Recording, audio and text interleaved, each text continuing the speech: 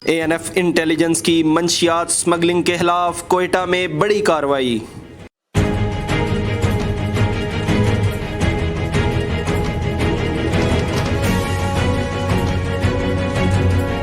कार्रवाई मेंगलाबाद कोयटा के करीब मगरबी बाईपास पर अमल में लाई गई।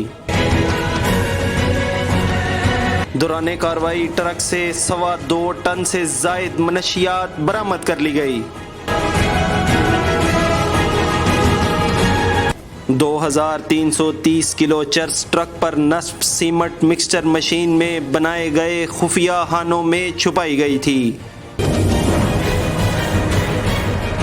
कार्रवाई के दौरान ट्रक के हमरा एक छोटी गाड़ी भी पकड़ ली गई।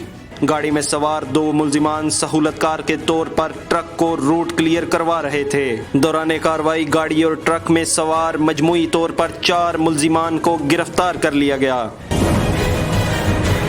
गिरफ्तार मुल्जिमान का ताल्लुक किला अब्दुल्ला कोयटा और चमन से है। मुल्जिमान मनशियात चमन से बरास्ता कोयटा अंदरूने सिंध स्मगल करने की कोशिश कर रहे थे।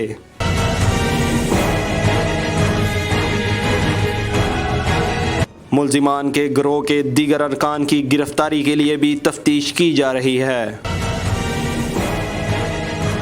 गिरफ्तार मुल्जिमान के खिलाफ इंसदादे मनशियात एक्ट के तहत मुकदमा दर्ज करके मजीद तहकीकात का आगाज कर दिया गया है। तर्जुमान ANF।